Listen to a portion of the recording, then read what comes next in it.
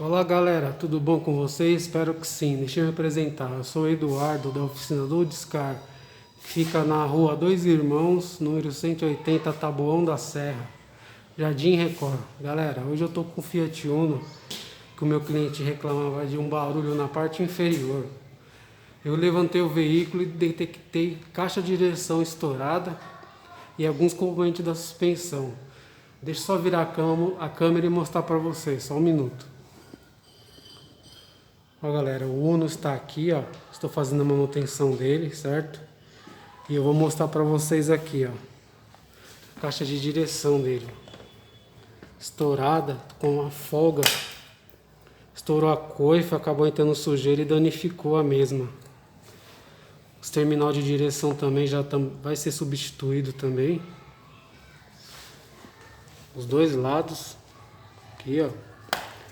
Isso daqui os bracinhos oscilantes. Todos estourados.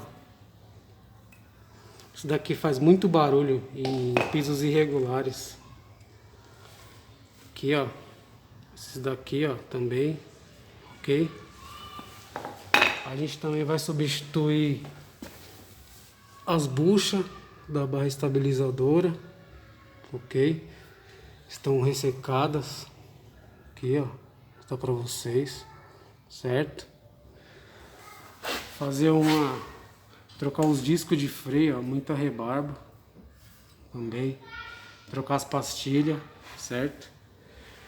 E aqui estão as peças que eu vou instalar: os discos, as pastilhas, as buchinhas da barra estabilizadora, caixa de direção vai completa, os terminaizinhos também, ó, aqui, ó, novinhos, vão ser instalados. Bracinho oscilante dos dois lados. Aproveitar e fazer uma sangria no sistema de freio, trocar o fluido de freio. Ok, galera? Vou mostrar para você um pouco do nosso serviço aqui. Só virar a câmera, um minutinho. Galera, se alguém tiver interesse no meu serviço de mecânica, pode entrar em contato pelo telefone 99130 9779. Muito obrigado.